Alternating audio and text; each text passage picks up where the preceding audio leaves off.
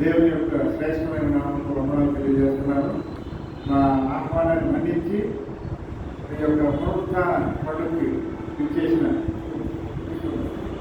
వచ్చిన సంఘస్థులకి మిత్రులకి అందరూ కూడా దేవుని శ్రేష్టమైన నామం బట్టి వందనాలు తెలియజేస్తున్నాను. ముఖ్యంగా మా ఆర్గనైజేషన్ తరఫున క్రిస్టియన్ డెమోక్రటిక్ మూవ్మెంట్ అనే ఆర్గనైజేషన్ తరఫున నాతో పనిచేస్తున్న సహోదరులు సహోదరి నలుగురు మరి మనతో పాటు ఈ సంతోషంలో పంచుకోవడానికి వచ్చారు. కృష్ణాపురంలో మన న్యూ ఇయర్స్ డేలో కూడా వచ్చారు. మరి ఆ రోజు ఈ వచ్చిన వాళ్ళు ఆలోచించినట్లేదు. తర్వాత లారెన్స్ గారు, ప్రసాదరావు గారు, తర్వాత హంసవేడి మా ఆర్గనైజేషన్లో ఉమెన్స్ కోఆర్డినేటర్ వారి ప్రత్యేకంగా దేవుని వందనాలు తెలియజేస్తారు. అట్లాగే మచిలీపట్నం నుంచి మరి ఈ ప్రార్థనకి ఇచ్చేసిన సందీప్ పూర్తి పేరు మీ ఎవరి పేరేంటి అమ్మా నర్సి, వారిద్దరు కూడా సంఘం తరఫున స్వాగతం పలుకుతున్నాను. అలాగే మా రెగ్యులర్గా వచ్చేవాళ్ళు అయినప్పటికీ బెంగళూరు నుంచి ఇక్కడ ఉంటూ ఈ పండుగ ఆరాధనలో పాల్గొంటున్న ప్రొఫెసర్ క్రిస్టఫర్, గీత, వాళ్ళ అమ్మాయి క్రిస్సి, జబర్దాస్ క్రిస్సి, వారికి కూడా దేవుని నామం స్వాగతం పలుకుతున్నారు. అట్లాగే మున్ని రూత్ ఎఫ్సి మా అన్నగారి కూతురు వాళ్ళ అబ్బాయి కూడా వచ్చారు. తర్వాత మా ఫ్యామిలీ మరి మణికాంతమ్మ గారు, ప్రేమక్క అందరూ రావడం చాలా సంతోషకరం. ఇంకా కొంతమంది మరి రావాల్సిన వాళ్ళు ఉన్నారు. వారి మధ్యలో రాగలుగుతారు, తగ్గిపోతారు తెలియదు. ముఖ్యంగా మీ అందరికీ ఈ యొక్క పునరుత్థాన పండుగ శుభాకాంక్షలు ముందుగా తెలియజేస్తారు. చాలామందికి దేవుని సంఘముగా మనం చేసే కార్యక్రమాలు మరి కొంతమందికి వింతగా ఉంటాయి, మా సంఘం పేరు చర్చ్ ఆఫ్ గాడ్. అవంటే కొంతమంది మా అన్ని దయ్యాల సంఘాలు అన్నాడు ఆయన. కాదండి, నేను ఆ మాట ఎందుకు అంటాను, మా సంఘం పేరు చెప్తున్నారంటే అని చెప్పాడు. అంటే దేవుని సంఘంగా మొదలు పిలువబడింది ఎక్లేషియా థియోస్ అని ఉంటుంది అపోస్తలుల కార్యం 26వ అధ్యాయంలో మొట్టమొదటిగా. అంటే మెస్సయ్య అనుచరులు, వారిని మొదటిగా మెస్సైనైట్స్, హీబ్రూ భాషలో they were called as Messianites, మెస్సయ్య అనుచరులుగా పిలువబడ్డారు. అది తర్వాత 2 చోట్ల వారు క్రైస్తవులుగా పిలువబడ్డారు. క్రిస్టోస్ అంటే మెస్సయ్య అనే పదము గ్రీకులో ఏమైంది క్రిస్టోస్, ఆ క్రిస్టోస్ నుంచే క్రిస్టఫర్ అనే పదం కూడా వచ్చింది.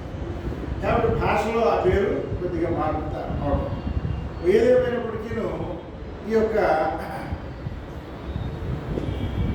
పండుగ గురించి చాలా కాంట్రవర్సీ ఉంది. క్రైస్తవ మతంలోనే చాలా కాంట్రవర్సీ ఉంది. కొద్దిగా మీరు ఓపికతో ఈరోజు వింటారని నేను ఆశిస్తున్నాను. ఎందుకంటే దేవుడు మనకి ఒక చక్కటి ప్రశాంతమైన వాతావరణం ఇచ్చాడు. మేము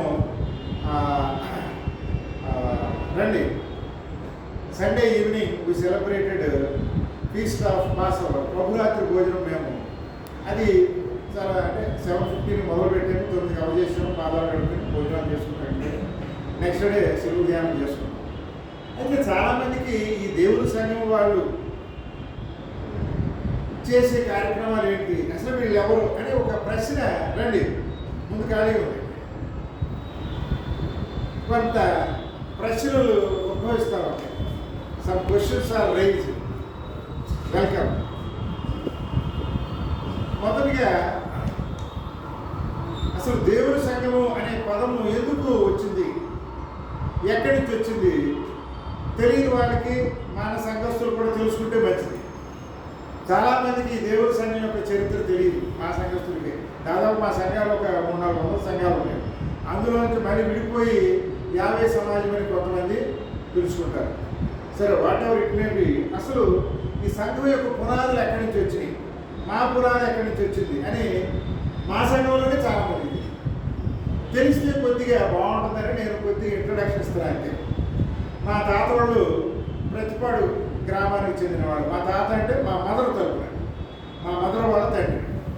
మా మా నాయన వాళ్ళది ఎక్కడ సంతరిపల్లి, వాళ్ళు లోదరు చర్చ్. అయితే మా చిన్నతనంలో మా ఫాదరు స్కూల్స్ ఇన్స్పెక్టర్గా, డిప్యూటీ ఇన్స్పెక్టర్ ఆఫ్ స్కూల్స్, తర్వాత డిప్యూటీ ఎడ్యుకేషన్ ఆఫీసర్గా రిటైర్ అయ్యారు. ఆయన అటు ట్రాన్స్ఫర్ చేయించుకుని మీరు అందరూ వచ్చారు, మా డైలూరు వచ్చారు కదా, అక్కడే ఆ ప్రాంతాల్లోనే చేసి ఆయన ఆఫీసర్గా రిటైర్ అయ్యారు. అందువల్ల మాకు ఊహ తెలిసిన దగ్గర నుంచి అక్కడే పెరిగారు. మా నాయన వాళ్ళ సొంత ప్లేస్లో మేము పెరగలేదు. సంతపల్లి 1-2 సార్లు 3 సార్లు వెళ్ళుంటాం ఏదో పెళ్ళి వాటిని తప్పించి. మాకు మా నాయన వాళ్ళ సొంత ప్లేస్తో మాకు అటాచ్మెంట్ లేదు. కాబట్టి మా అమ్మ వాళ్ళ తండ్రి గారు తేరా అబ్రహాం గారు, ఆయన founder of church of God.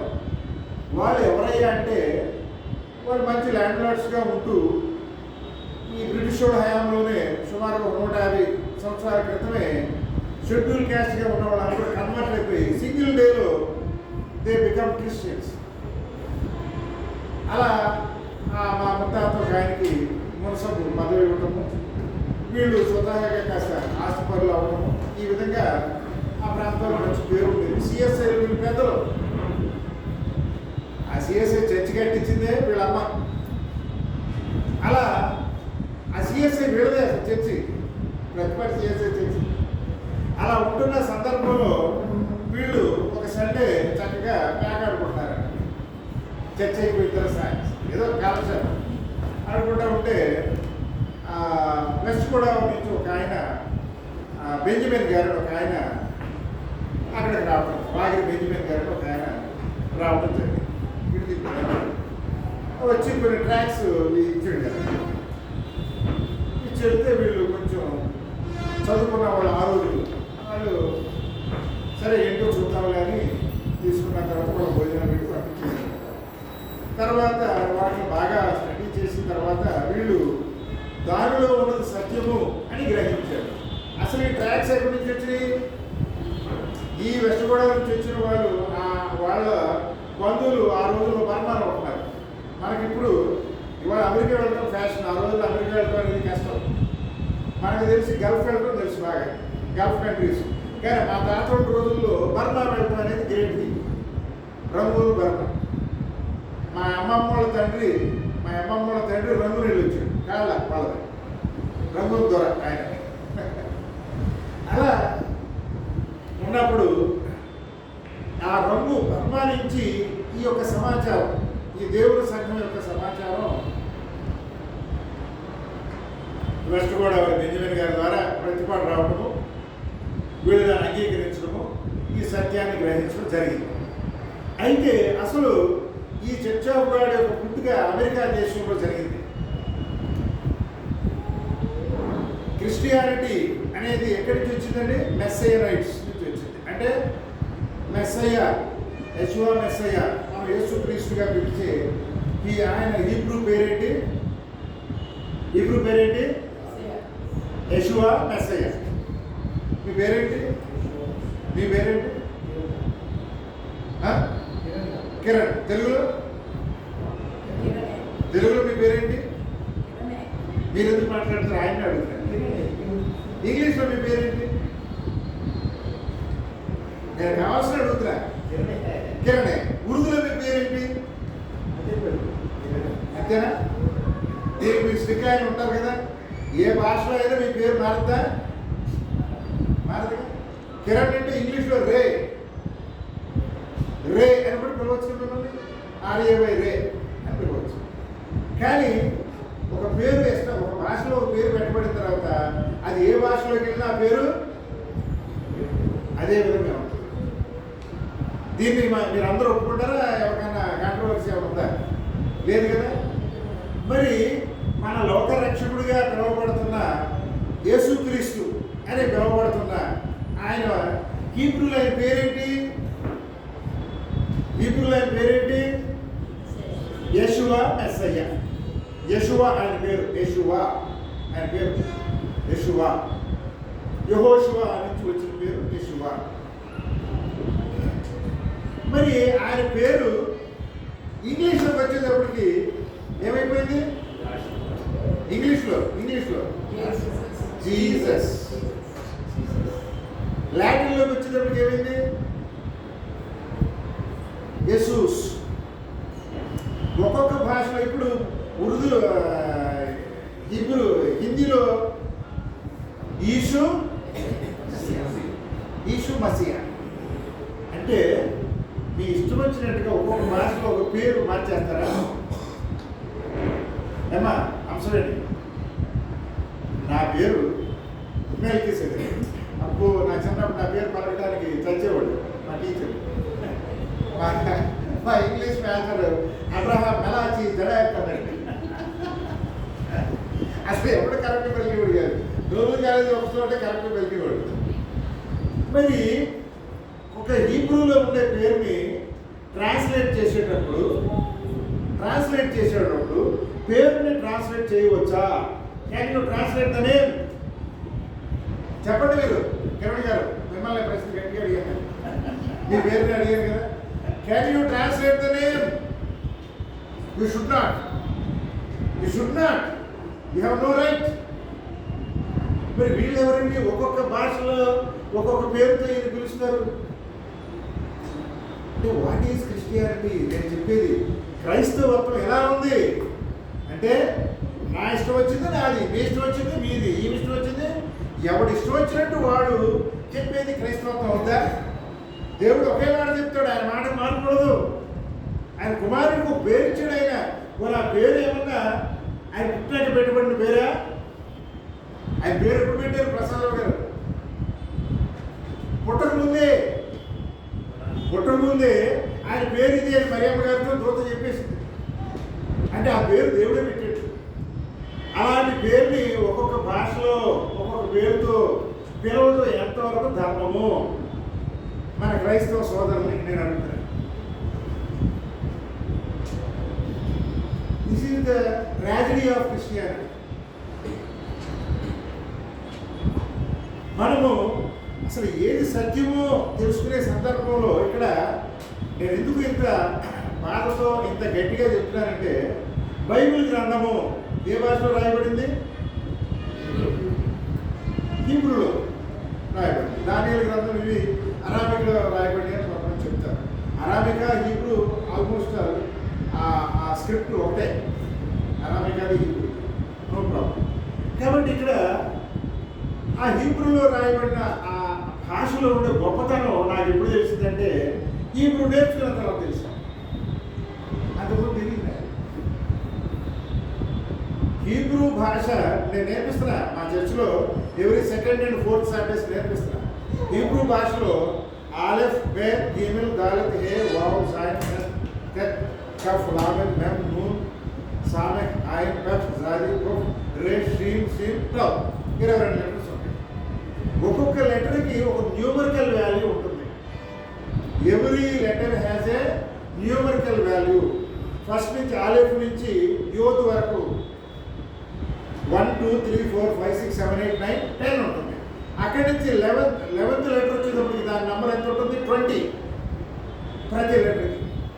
అంటే యెషువా అనే ఒక పదం ఉందనుకోండి, దానిలో యోద్ ఉంటుంది, షీర్ ఉంటుంది, వా, యెషువా, 3 పదాలు ఉంటాయి. ఈ 3 పదాలకి న్యూమరికల్ వాల్యూ ఉంటుంది. యోద్కి 10 అని చెప్పాడు, అట్లాగే షీర్కి ఒక 300 అనుకుంటా నెంబర్.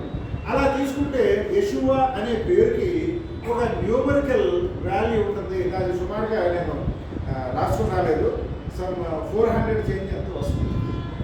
అంటే ప్రతి వర్డ్ కూడా ఒక న్యూమరికల్ వాల్యూ ఉంటుంది. అంటే ఇప్పుడు మన బైబిల్ ఉంది కదా, హీబ్రూ బైబిల్లో వాళ్ళు రాసేటప్పుడు ఈ పేజీ ఇప్పుడంటే మనకి టైపు, ప్రింటింగ్ ఇవన్నీ వచ్చినాయి. ఆ రోజుల్లో యూదులు ఏం చేసేవాళ్ళు? రాసేవాళ్ళు రైట్ టు లెఫ్ట్. కాపీ చేయాలి, బైబిల్ కాపీ చేయాలి. కాపీ చేసేటప్పుడు వాళ్ళు ఏం చేసేవాళ్ళు? ఇదంతా రాసేసారు. ఈ పేజీలో ఇంత రాయాలి. అంత రాసేసిన తర్వాత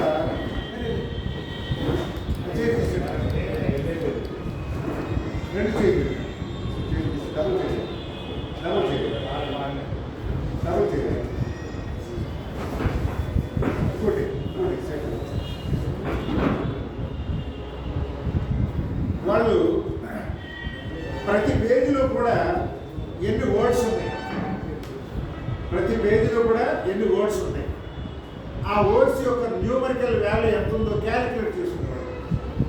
అంటే వాళ్ళు కాపీ చేసేటప్పుడు రాసే దాంట్లో ఏమైనా మిస్టేక్ ఉందా. ఇప్పుడు భాషలో ఉండే గొప్పతనం అంటే ఒక పుల్లైనా సున్నైనా మెసేజ్ చెప్పిన మాటలో ఒక పుల్లైనా సున్నైనా అనే దాంట్లో కూడా ఇంటర్నల్ మీనింగ్ ఉంది. అది హీబ్రూ భాషలో వచ్చి మనం తెలుసుకుంటే అర్థమవుతుంది, కానీ తెలుగు ఇంగ్లీష్లో దాన్ని అర్థం చేసుకోవడం మనకు అర్థం కాదు. కాబట్టి అక్కడ వాళ్ళు ఆ న్యూమరికల్ వాల్యూస్ని బట్టి వాళ్ళు కాపీ చేసేటప్పుడు ఎంతో యాక్యురేట్గా చేసేవాళ్ళు, ఎంతో యాక్యురేట్గా చేసేవాళ్ళు. కాబట్టి అల్టిమేట్గా నేను ఫైనల్గా చెప్పొచ్చేది ఏంటంటే హీబ్రూ బైబిల్ని మార్పు చేసే అవకాశం ఎవరికి లేదు. You cannot change a word in Hebrew. ఎందుకని దాన్ని కాపీ చేసినా ఏం చేసినా అవన్నీ రాసేటప్పుడు న్యూమరికల్ వాల్యూ టాలీ కాకపోతే కుదురుతాయి. ఇకపోతే నూతన నిబంధన ఏ భాషలో రాయబడింది? చాలా కాన్ఫిడెంట్గా చెప్పాలి. ఎవరెవరు చెప్తారు? చెప్పదలుచుకున్న అందరూ చెప్పేయండి. చెప్పదలుచుకున్న అందరూ చెప్పేయండి. సరే, అంటే మనము పునరుత్థానం గురించి నేర్చుకునే సందర్భంలో మీకు కొన్ని ఫ్యాక్ట్స్ నేను చెప్పదలుచుకున్నా, నేను నేర్చుకున్నాను. యూ కెన్ ఛాలెంజ్ మీ. నేనే పైన తీరాలేదు కదా, నేను ఇక్కడ పుట్టానే కదా, ఆయన ఒక్కడే కదా పైనుంచి వచ్చినాడు. మనందరూ ఇక్కడ వాళ్ళే. నేను చెప్పిన దాంట్లో తప్పులు ఉంటే యూ కెన్ ఛాలెంజ్ మీ. చాలు. ఇప్పుడు నా ప్రశ్న ఏంటి? మిమ్మల్ని అడిగిన ప్రశ్న ఏంటి? న్యూ టెస్ట్మెంట్ ఏ భాషలో రాయబడింది? చెప్పండి, కాన్ఫిడెంట్గా చెప్పండి. ఏదైనా కాన్ఫిడెంట్గా చెప్పండి. పిల్లలే చూస్తారా? కాదు. ఇంకా ఈ గ్రూప్లో ఎవరంటే గ్రీకు. ఇంకా ఈ గ్రూప్లో రకాలు ఎవరు చెప్తారా? గ్రీకు అంటే యాజ్ ఆన్ టుడే మనకి అవైలబుల్ ఓల్డెస్ట్ డాక్యుమెంట్ గ్రీకే ఉంది. గ్రీకే ఉంది. అయితే దీంట్లో మిమ్మల్ని ఒక ప్రశ్న వేస్తాను. ఇప్పుడు నేను ఒక పుస్తకం రాస్తాను. రాసేటప్పుడు నేను ఏ భాషలో రాస్తాను పుస్తకాన్ని? నేను ఒక పుస్తకం రాయదలుచుకున్నా. ఏ భాషలో రాస్తాను? నా భాషలో రాస్తాను. మీ భాషలో రాయనిగా, లేదా వేరే వాళ్ళ భాషలో రాయనిగా. మరి ఈ న్యూ టెస్ట్మెంట్ రాసిన వాళ్ళు ఎవరు? Number 1 Matthew, number 2 mark, number 3 లూకాస్, నెంబర్ 4 యోహాను. వీళ్ళు ఏ దేశం వాళ్ళు? వాళ్ళ భాష ఏంటి? అరాబిక్ కట్ అవుతుందండి. వాళ్ళది యూదులు కదా, హీబ్రూ కదా. వాళ్ళు అరాబిక్ వాడేటప్పుడు అరాబిక్ వాడిన మాట వాస్తవం. వాళ్ళ మదర్ టంగ్ హీబ్రూ. కాబట్టి గమ్మత్తైన ఒక విషయం ఏంటంటే, యూదులకి ఉండే ఒక గమ్మత్తైన విషయం ఏంటంటే, హైదరాబాద్లో మీరు పుట్టి పెరిగారు కదా, అన్న కృష్ణపర్ అన్న ఇక్కడే పుట్టి పెరిగారు. మీరు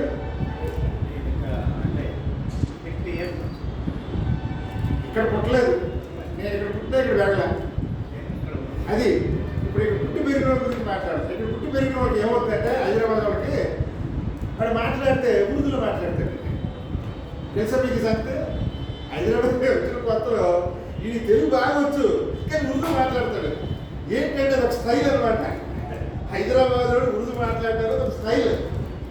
హైదరాబాద్లో ఉండే వాళ్ళకి ఎన్ని భాషలు వచ్చో తెలుసా మీకు?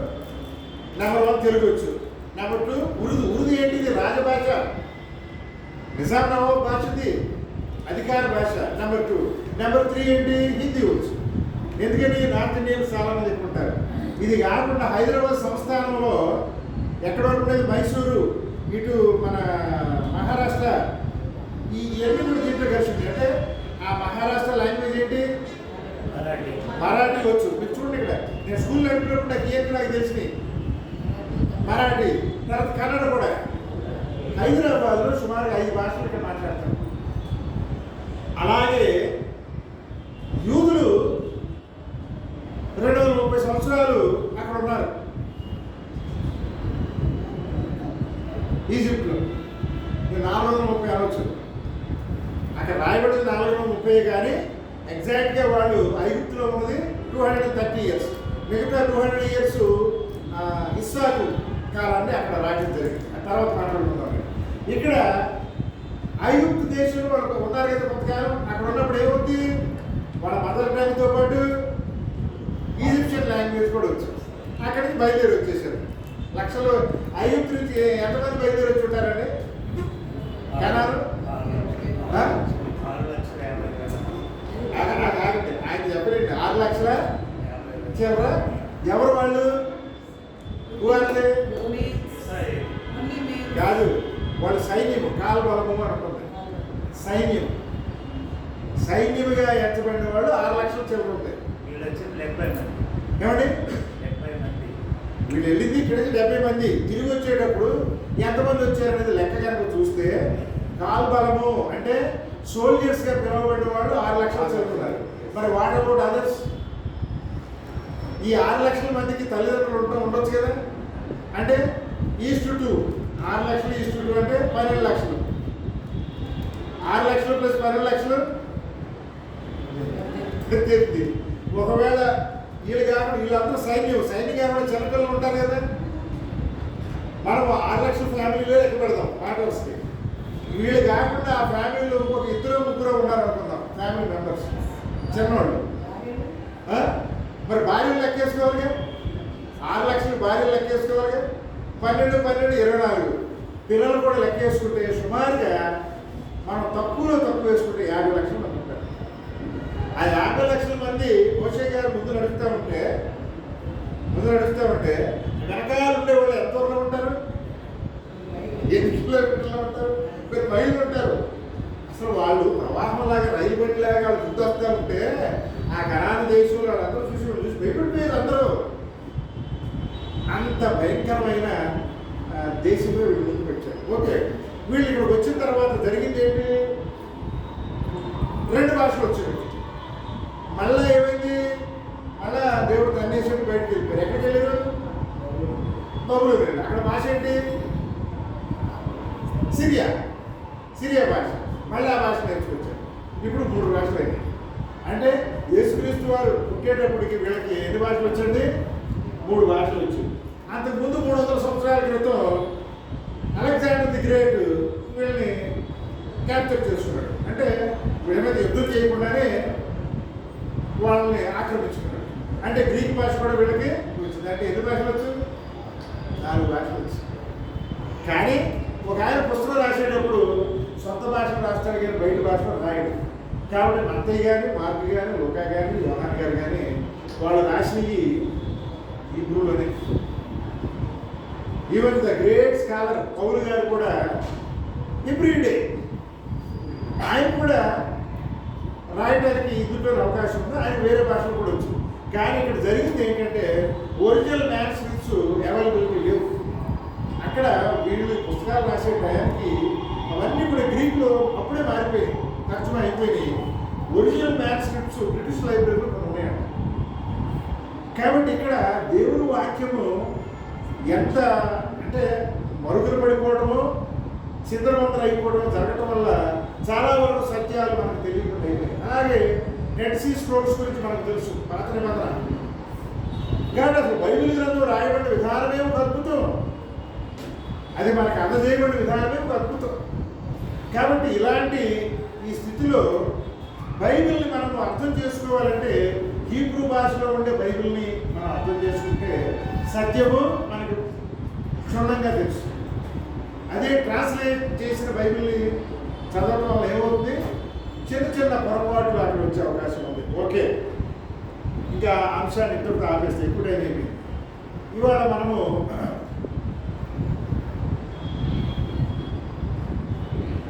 ప్రపంచం అంతా ఒక విధంగా జరుపుకుంటూ ఉంటే దేవుడి సంఘం జరుపుకుంటూ మనం ఏం చేస్తున్నాము? నీసాను లేదా అబీబు నెల 14వ తేదీ అంటే క్యాలెండర్స్, రకరకాల క్యాలెండర్స్ ఉన్నాయి. మన భారతదేశంలో కూడా రకరకాల క్యాలెండర్స్ ఉన్నాయి. మొన్న మనం ఫస్ట్ తేదీ ఇక్కడ జరుపుకున్నాం. ఆ ఫస్ట్ తేదీ నుంచి 14 లెక్క పెడితే ఈ నెల 22వ తారీఖు వచ్చి మనకి 14వ తారీఖు కౌంట్ చేసి, ఆ 14వ తారీఖు ముందు రాత్రి మెస్సయ్య తన శిష్యులతో ప్రభురాత్రి పూజలు చేసుకున్న దాన్ని మనం మొన్న ఆచరించాం. కాబట్టి బైబిల్ సంబంధించిన అంశాలు మనం నేర్చుకునేటప్పుడు బైబిల్ క్యాలెండర్ ఫాలో అవ్వాలి. అంతేగాని రోమన్ క్యాలెండర్ను, గ్రెగోరియన్ క్యాలెండర్ను ఫాలో అవుతానికి ఎట్లా కుదురుతుంది? బైబిల్లో రాయబడిన అంశాలన్నీ కూడా బైబిల్ క్యాలెండర్ ప్రకారంగా రాయబడింది. ఇప్పుడు ఉదాహరణకి మనకి లేవికాండము 23వ అధ్యాయం ఏమని ఉంటుంది? మొదటి నెల 14వ తేదీన ఉంటుంది. మొదటి నెల అంటే ఏ నెల మొదటి? ఇప్పుడు బైబిల్లో లేవికాండం 23వ అధ్యాయంలో అక్కడ మొదటి నెల 14వ తేదీ అని రాయబడింది. మొదటి నెల అంటే ఏ మొదటి నెల? జనవరి కదా? చెప్పండి. జనవరి కాదు. ఎందుకని? అది హీబ్రూ క్యాలెండర్ ప్రకారం కాదు జనవరి. బైబిల్లో లెక్కలన్నీ కూడా హీబ్రూ క్యాలెండర్ ప్రకారం ఉంటాయి అని బైబిల్ పండితులు అందరూ ఒప్పుకుంటారు. దానికి కాంట్రవర్సీ లేదు. కాబట్టి ఇక్కడ మెస్సయ్య పునరుద్ధానం ఎప్పుడు జరిగింది అనేది ఈరోజు నేను మీకు క్లుప్తంగా చెప్పేసి కంక్లూడ్ చేస్తాను. ఇక్కడ మళ్ళా ఒకసారి ఫర్ ఎగ్జాంపుల్ మా తాతగారు తేరా అబ్రాహం గారు, ఆయన పుట్టినరోజు నెహ్రూ గారి పుట్టినరోజునే వచ్చింది. ఎప్పుడు? నవంబర్ 14. ఫర్ ఎగ్జాంపుల్ నవంబర్ 14 ఈ సంవత్సరం మండే వచ్చింది.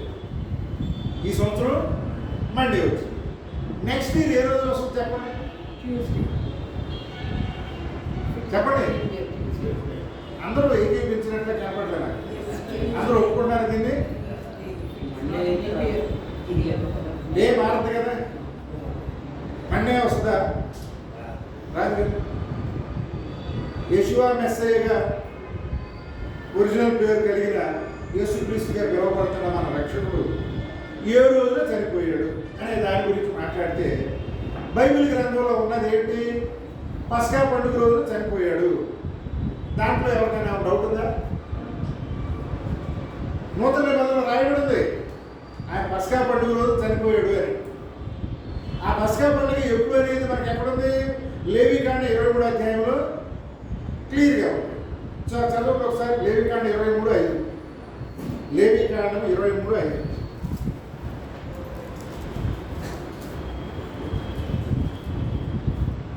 మొదటి నెల 14వ దినమున సాయంకాలమందు యెహోవా పస్కా పండుగ జరుగును. మొదటి నెల 14వ తేదీన. అక్కడ డేట్ చాలా క్లియర్గా ఇచ్చారు. మొదటి నెల 14వ తేదీన. కాబట్టి మెస్సయ్య శిలువ వేయబడిన రోజు ఏది? హీబ్రూ క్యాలెండర్ ప్రకారము మొదటి నెల 14వ తేదీ. కాబట్టి ఇవాళకి కూడా మనం ఎన్నో క్యాలెండర్ మార్చాం. ప్రపంచంలో ఉండే రకరకాల దేశాల వాళ్ళు.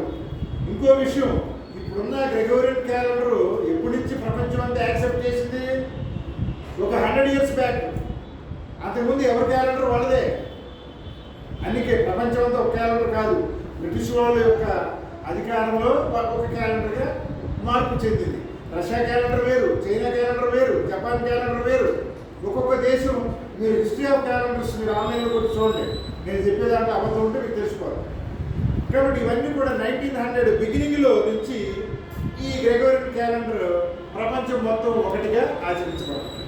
కాబట్టి ఇప్పుడు మనం మెస్సయ్య పుట్టినరోజు ఎప్పుడని మన క్లారిఫికేషన్ మనకు దొరుకుతుంది? పస్కా పండుగ రోజు. పస్కా పండుగ ఎప్పుడు? చనిపోయిన రోజు. చనిపోయిన రోజు ఎప్పుడని?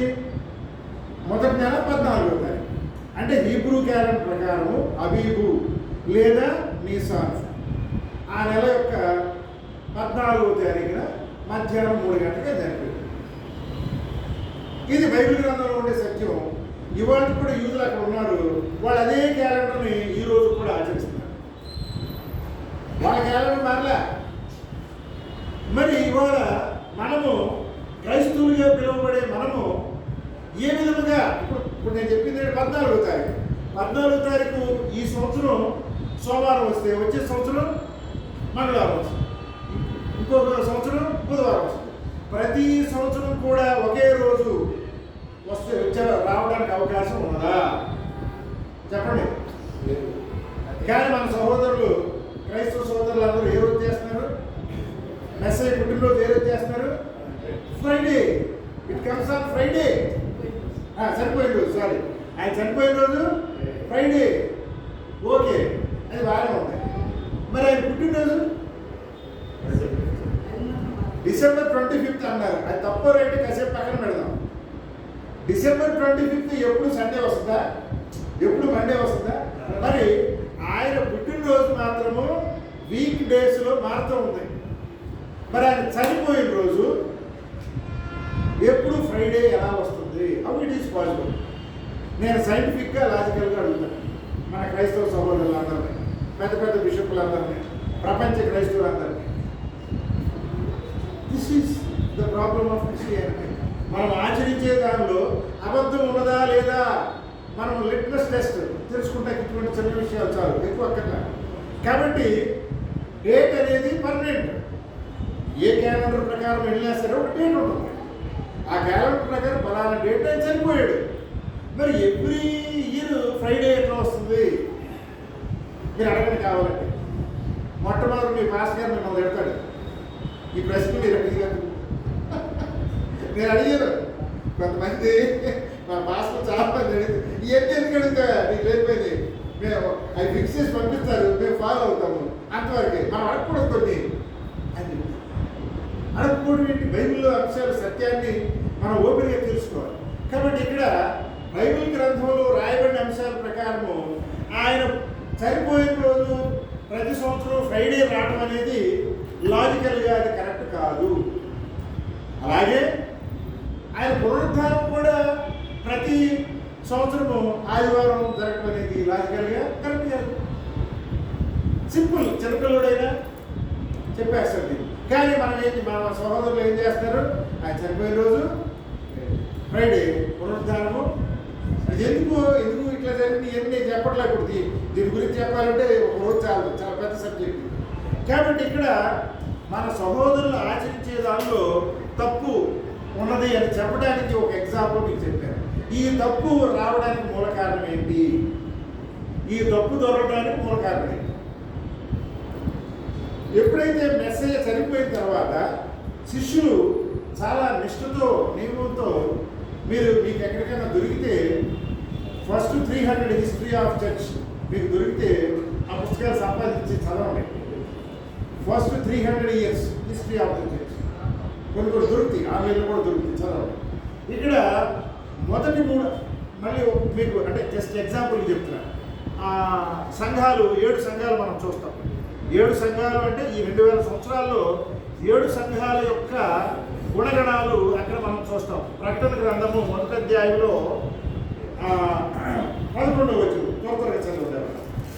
1వ అధ్యాయం 11వ వచనం. మరియు ఒకటి చేతికర్ర వంటి పలకర నాకు ఇచ్చి నీవు లేచి 11 ప్రకటన 1వ అధ్యాయం 11వ వచనం.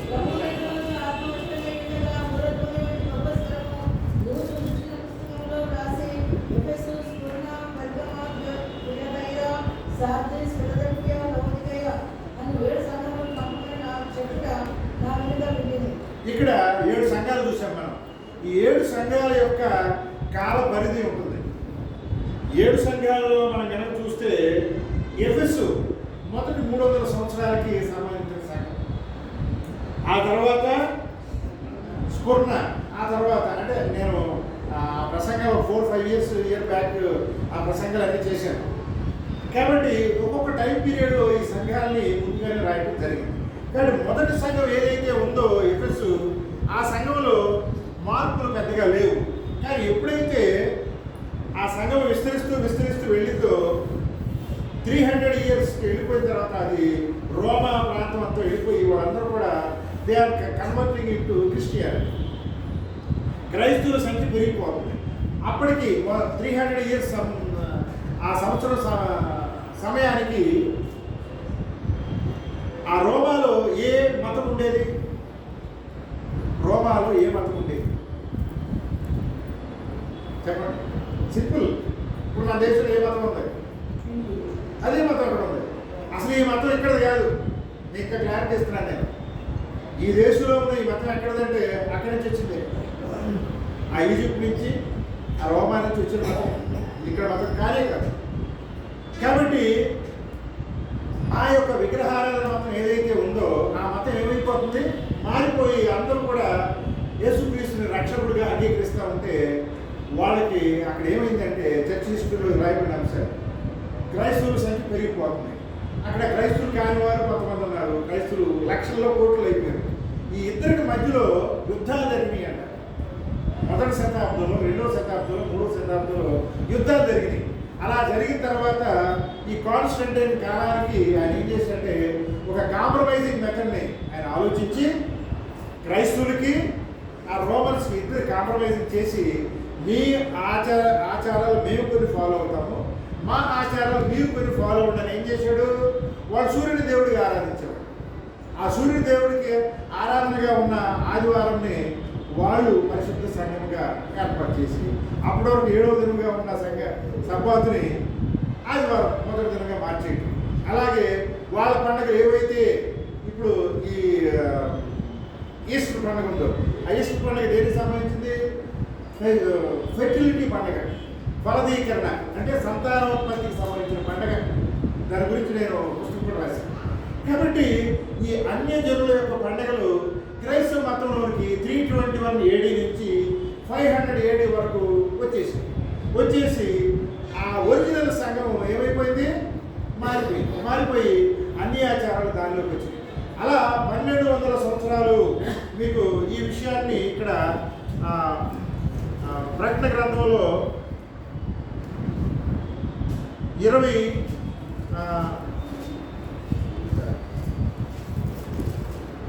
12వ అధ్యాయం ఉంటుంది. అక్కడ ఒక స్త్రీ, ఆ స్త్రీ అరణ్యం పారిపోయినట్లుగా మనం చూస్తాము. ఆ తర్వాత అక్కడ ఒక కాలము, అంతకాలము ఆమె అరణ్యంలో ఉంటుంది. అంటే దానంతా నేను ఇప్పుడు ఎక్స్ప్లెయిన్ చేయట్లే. ఇక్కడ దాని యొక్క భావం ఏంటంటే ఆ 321 AD నుంచి ఈ మార్పు జరుగుతున్న క్రమంలో 500 AD వరకు సుమారు 3 కోట్ల మంది సత్యాన్ని అనుసరించే వాళ్ళని వీళ్ళు చంపేశారు, రోమన్ క్యాథలిక్స్. అప్పుడు సత్యాన్ని అనుసరించే వాళ్ళందరూ కూడా ఎక్కడికెక్కడికో పారిపోయారు, అరణ్యాలకు. అదే అక్కడ రాయబడింది. ఆ సత్యము 1200 సంవత్సరాలు మరుగుపడి ఉంటుంది అని ముందుగానే మనకు ప్రవచనం రాయబడింది. అలా ప్రవచనం ప్రకారము సుమారుగా 1800 సంవత్సరాల్లో ఈ యొక్క సత్యము సెవెంత్ డే అడ్వెంటిస్ట్ ద్వారా మొట్టమొదటిగా సబ్బాతును ఆచరించడం మొదలుపెట్టారు. ఆ సెవెంత్ డే అడ్వెంటిస్ట్లో సబ్బాతును ఆచరించే క్రమంలో అక్కడ ఎల్ఎన్జి వైట్ అనే ఒక ఆమె అక్కడ కొన్ని మార్పులు చేసేస్తూ ఉంటే అక్కడ ఉండే పెద్దలు అయిన వాళ్ళు సత్యాన్ని బాగా పటిష్టంగా ఆచరించాలని వాళ్ళు కొంతమంది వ్యతిరేకించి 1856లో దేవుని సంఘము అనే పదముతో ఒక సంఘాన్ని అమెరికాలో స్థాపించారు. ఆ పక్కన వాళ్ళు తోకగా వాళ్ళు విడిచివచ్చిన సంఘం పేరు 7వ దినము అని పెట్టుకుని church of God seventh day అనేది పెట్టుకుని ప్రపంచవ్యాప్తంగా దాన్ని ఇప్పుడు ఆ సత్యాన్ని ఆ పేరుతో ప్రకటించబడుతుంది. అంత మాత్రం చేత మిగతా సంఘాలన్నీ దేవుడి సంఘాలు కాదని చెప్పట్లా. తెలియక చాలామంది అసత్యాన్ని ఫాలో అవుతారు. ఇవాళ మన ఆయన పేరేంటి, మార్టిన్ లూథర్ గారు రోమన్ క్యాథలిక్ యొక్క ఆచారాలను ఏం చేశాడైనా ఈ ప్రొటెస్టెడ్. కాబట్టి ఆయన ఫాలోవర్స్ అందరూ ఏమన్నా మనం మరి you have protested the Roman Catholic philosophy. కేవలం ఒక విగ్రహారాలను ఒక్కటి వదిలేశారు, కానీ మిగతా ఆచారాలు ఏవి కూడా క్యాథలిక్ ఆచారాలు కాకుండా బైబిల్లో ఉన్నాయి మన ప్రొటెస్టెంట్ సహోదరులు ఆచరించట్లేదు. అయితే అనేక సంఘాలు ఏర్పడుతున్న క్రమంలో ఫర్ ఎగ్జాంపుల్ బ్యాప్టిస్ట్ చర్చ్ వాళ్ళు చిరకనిపిస్తూ ఉండేవారు కదా. ప్రొటెస్టెంట్స్ కూడా బ్యాప్టిస్ట్ సంఘం ఏం చేశారు, బాప్తిస్మాన్ని ఎక్కువగా ఇంపార్టెన్స్ తీసుకుంటారు. అలాగే ఇంకొక సంఘం ఏంటది, పరిశుద్ధాత్మ శక్తి గురించి పెంతెకోస్తు సంఘం పరిశుద్ధాత్మను వాళ్ళు ఎక్కువగా ఇంపార్టెంట్గా తీసుకుని ఒక్కొక్క సంఘం ఒక్కొక్క విధంగా విస్తరించింది. కానీ దేవుని సంఘంగా మనం చెప్పేది ఏంటంటే బైబిల్లో ఉండే సత్యాన్ని ఉన్నదన్నట్టుగా మనము పాటించాలి. దాన్ని మార్పు చేయడానికి ఏ మానవుడికి అధికారం లేదు అనేది మన యొక్క ముఖ్యమైన ఉద్దేశం. ఇకపోతే పునరుత్థానం గురించిన లేఖనాలు మెస్సయ్య ముందుగానే చెప్పాడు, తాను మరణించి తిరిగి లేస్తాను. చూడండి, యోహాను సువార్త 11:25-26. యోహాను సువార్త 11వ అధ్యాయము 25-26. చాలా ఫాస్ట్ ఇది. అందుకు యేసు పునరుత్థానము జీవమును నేనే. నా యందు విశ్వాసం ఉంచువాడు చనిపోయినను బ్రతుకును. బ్రతికి నా యందు విశ్వాసం ఉంచు ప్రతివాడును ఎన్నటికీ చనిపోడు. ఈ మాట నమ్ముచున్నావా అని ఆమెను అడిగాను. కాబట్టి ఇక్కడ మెస్సయ్య తన శిష్యులతో కొన్ని విషయాలు చెప్తూ ఉంటే, మనం అంటే ఇప్పుడు బైబిల్ అంతా చదివేసి అనేక సార్లు దానిలోని విషయాలు నేర్చుకున్నాం కాబట్టి మనకు కొంచెం అర్థం అవుతుంది. ఆయన సడన్గా ఏమన్నాడమ్మా, ఆయన ఏమని చెప్తున్నాడు? ఈ మాట నమ్ముచున్నావా? బ్రతికి నా యందు విశ్వాసం ఉంచువాడు ప్రతివాడును ఎన్నటికీ చనిపోడు. పునరుత్థానమును జీవమును నేనే అన్నాడు. యూదుల్లో 2 తెగలు ఉన్నాయి. ఒక తెగ పరిసయ్యులు, మన పౌలు గారు పరిసయ్యుడు. ఇంకొక తెగ ఎవరు? సద్దుకాయులు. అంటే మతాచారాల్లో మెయిన్ 2 ఉన్నాయి, ఇంకొక 2 ఉన్నాయి, మొత్తం 4 తెగలు. ఈ మెయిన్ 2 తెగల్లో ప్రధాన యాజకుడు ఉండేవాడు. తర్వాత సెన్హెడ్రిన్ ఏమంటాము? మహాసభ అంటాం. ఈ మహాసభ మోషే కాలం నుంచి వస్తుంది. మహాసభలో ఎంతమంది ఉంటారు? 70 మంది. 70కి హెడ్ ఎవరు? ప్రీస్ట్, ప్రధాన యాజకుడు. కైపు అక్కడ ఉన్నాడు. కాబట్టి ఇక్కడ ఈ 70 మంది సెనహెడ్రుల్లో కూడా కొంతమంది సద్దుకాయలు ఉండేవాళ్ళు, కొంతమంది పరిచయాలు ఉండేవాళ్ళు. వీళ్ళిద్దరికి సిద్ధాంతపరంగా ఎప్పుడు గొడవలు అవుతూ ఉంటాయి. సద్దుకాయలు పునరుత్థానము లేదు అని చెప్పేవాడు. పరిచయాలు మెస్సయ్య మరి ఏం చెప్పాడు? ఉందని చెప్పాడు. కాబట్టి ఇవాళ మనం బైబిల్ యొక్క థియాలజీని ముందుకు తీసుకెళ్లే క్రమంలో సద్దుకాయలు చెప్పిన దాన్ని మనం అంగీకరించాలా? వాళ్ళు పునరుద్ధానం లేదంటున్నారు. కాబట్టి క్రైస్తవులుగా, మెస్సయ్య శిష్యులుగా మనము పునరుద్ధానాన్ని నమ్ముతున్నాం. ఎందుకని? అప్పటికి ఎవరు లేవలేదు. మెస్సయ్య వాళ్ళకి 2000 సంవత్సరాల క్రితం అక్కడ ప్రసంగం చేసేటప్పుడు ఎవరు పునరుద్ధానం అవ్వలేదు కదా. అక్కడ ఒక ఆనోకు అన్న ఆయన బైబిల్ రాయబడిన ప్రకారం ఆయన పునరుద్ధానం అవ్వలేదు. ఏమయ్యాడు? దొరికిపోబడ్డాడు. యాజ్ ఇట్ ఈజ్గా ఉన్న దేహంతో పైకి వెళ్ళిపోయాడు. ఆయన ఏమయ్యాడు? Nobody nose. అది పునరుద్ధానం చెప్పడానికి వీల్లేదు. కాబట్టి ఇక్కడ దావీదు గారు కీర్తన 16:10 ఏమంటాడు? కీర్తన 16:10 ఎందుకనగా నీవు నా ఆత్మను పాతాళంలో విడిచిపెట్టవు. నీ పరిశుద్ధిని కుళ్ళిపట్టనీయవు. ఏమిటిది? కీర్తనకారుడు నా ఆత్మను కుళ్ళిపట్టనేవు, నీ పరిశుద్ధిని కుళ్ళిపట్టనేవు అని అసలు దావీదు గారు ఏ విధంగా, ఏ కాంటెక్స్లో రాశాడు మనకు తెలియదు. ఇది ఎప్పుడు రాయబడింది? దావీదు గారికి మెస్సయ్యకి ఎంత గ్యాప్ ఉంటుంది? సుమారుగా 800 years దాకా ఉంటుంది. సుమారుగా నేను రఫ్లీ చెప్తున్నాను. ఒక 800 years ముందే రాశాడు ఆయన. మరి అంత యాక్యురేట్గా నీ పరిశుద్ధుడిని గుళ్ళు పట్టలేవు అని రాశాడు. అంటే దేవుడు పరిశుద్ధ గ్రంథము. ఇక్కడ మనం మొట్టమొదటిగా బైబిల్ గురించి పేతురు గారు ఏమంటాడు? బైబిల్ ఎలా రాయబడింది? నేను హౌసింగ్ బోర్డులో పనిచేసేటప్పుడు కొంతమంది ఇతర మతాల వాళ్ళందరూ కూడా అక్కడ డిస్కషన్ జరుగుతున్నప్పుడు పెద్ద ఆయన ఏమన్నాడు? ఖురాన్ ఉంది. ఖురాన్కి ఉన్న టైటిల్ ఏంటి? ఖురాన్-ఏ షరీఫ్. ఖురాను గౌరవప్రదమైంది. మరి Bhagavad Gita, Ramayanam, they have no titles. వేరే బైబిల్ హోలీ బైబిల్, పరిశుద్ధమైనది. దేవుని యొక్క పేతురు గారు రాసిన పత్రికలు అక్కడ ఉంటుంది కదా. ఎలా రాయబడింది బైబిల్?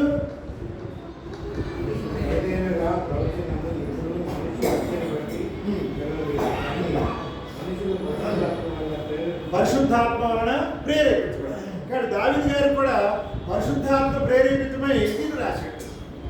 కాబట్టి మనం ఇక్కడ గమనించాల్సింది అనేకమైన కొటేషన్స్ ఉన్నాయి. చూడండి కీర్తన 22 ఒకసారి చూడండి. 22లో కూడా ఆయన పునరుద్ధానం గురించి ఉంటుంది.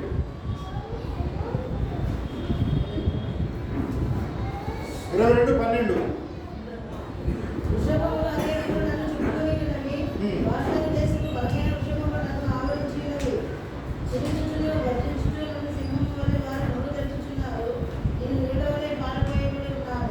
నా ఎముకలన్నీ స్థానం తప్పినవి. నా హృదయం నా అంతరంగమందు భయము వలె కలిగి ఉన్నది. నా బలము ఎండిపోయి చిల్లపెట్టు వలె ఆయను. కాబట్టి ఇదంతా కూడా మెస్సేజ్ గురించి ఆ కీర్తనకారుడు ముందుగానే ఆయన శ్రమల్ని వర్ణించినట్టుగా చూస్తాం.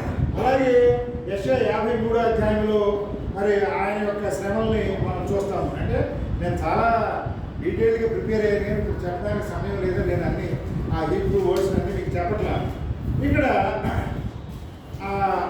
ఆయన పునరుద్ధారుడిగా ఉద్భవిస్తాడు, పునరుద్ధానం చెందుతాడని లేఖనాలు చాలా స్పష్టంగా చెప్పినాయి.